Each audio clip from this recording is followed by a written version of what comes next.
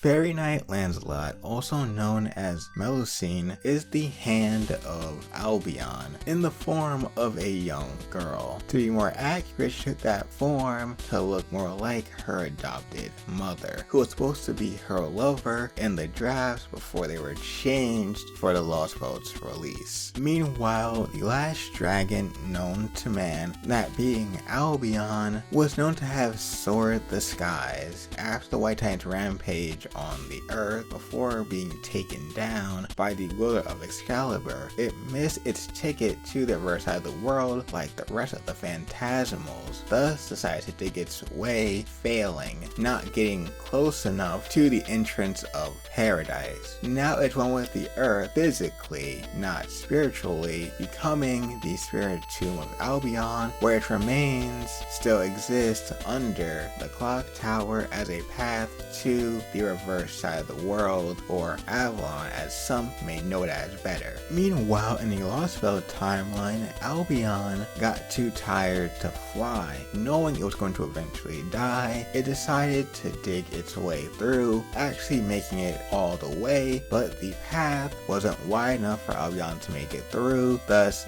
dying just like his proper human history self. But before it did, it cut off its hand, which would eventually take the form of what was explained to be an amoeba-like entity that we eventually know as Melusine, changing their form to look more like Aurora, the fairy that found her and thus named her. She was then given the given name of Fairy Knight Lancelot by Morgan Le Fay. This way she was able to maintain her form, following Morgan's orders, but her true loyalty always stayed with Aurora, and thus Aurora was always above Morgan for her. During her time training in one of Woodwill's business ventures, egged on by Aurora of course, she built a sibling relationship with Lostbelt Percival, who only wanted the best for her, while Melusine was able to recognize Percival had a gift and that he had magic circuits, and that was an asset he should be proud of. While she does have respect for Percival accepting his choice to fight as a member of the rebel army, confronting him with no mercy just like any other enemy, she still cares about him, warning him not to use the Spear of Selection anymore, caring for his life, knowing what it will do to him to use it. While she can be airheaded at times like her mother, she does have an aggressive side to her that appears at times because she knows she's the strongest. Even though she's actually held back by the given name of Lancelot, she is able to read situations quite well. Her existence was first foreshadowed during the Olympus chapter, where Beryl told Koenskaya about Albion's corpse within the British Lostbelt. Koenskaya, who was looking for beasts to absorb to become her tails to eventually reach 9. Too bad for her, Melusine was less of a beast now and more of a heroic spirit, making her impossible to absorb. Koenskaya even took damage from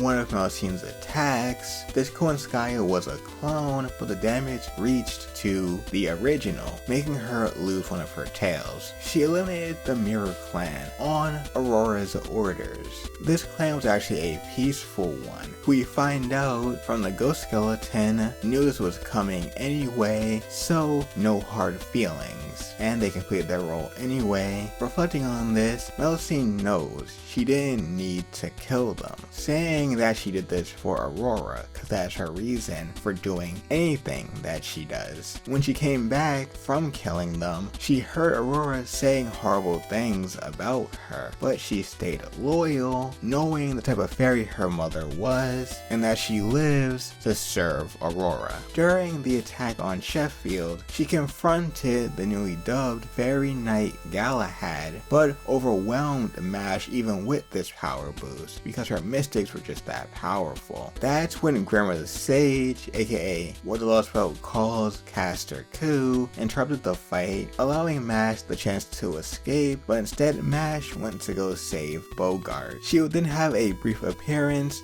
during the attack on Londinum that I assume the order was given by Aurora. She ended up half blinding Gareth sneak attacking her. And Gareth in the Lostbelt is actually Ainzel, the last member of the Mirror Clan. During the attack on Camalot, she fought against Kucaster aka Grimmer and Muramasa, going 1v2, but chose to retreat for a brief instant when she heard that Vargas turned code to the enemy's side because she could feel the winds of change and acted accordingly to what she thought was best. She was going to attack the other squads, but instead of doing that, sensed Aurora and changed her plan immediately. During the coronation of Knocknerea after the defeat of Morgan, due to Aurora's sowing the seeds of doubt in Knocknerea's forces, as well as setting up poison that would kill Knocknerea, it would cause discourse amongst the fairies there, as well as the ones who were watching. Melusine appeared briefly trying to sneak attack them, but Mash blocked her this time. And then Percival, with a stern rebuttal for their own actions, actually made her proud, and thus she decided to retreat once more. Not before telling Coral not to go outside, and that she wasn't there to protect her. When the Lostbelt was starting to break down, she was asked by Aurora to take her to the outside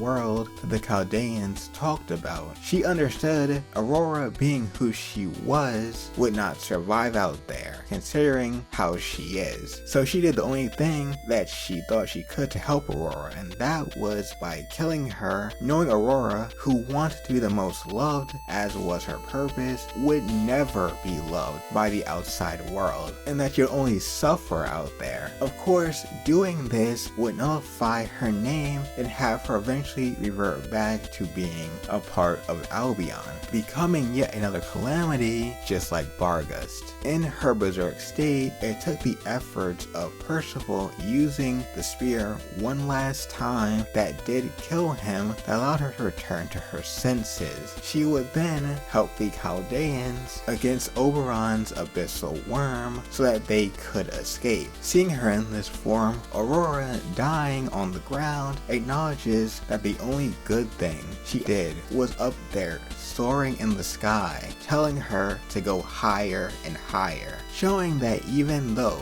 she was using Melusine, she does care somewhat for the girl. If you want to learn more about Aurora, check out the video in the card or on the screen.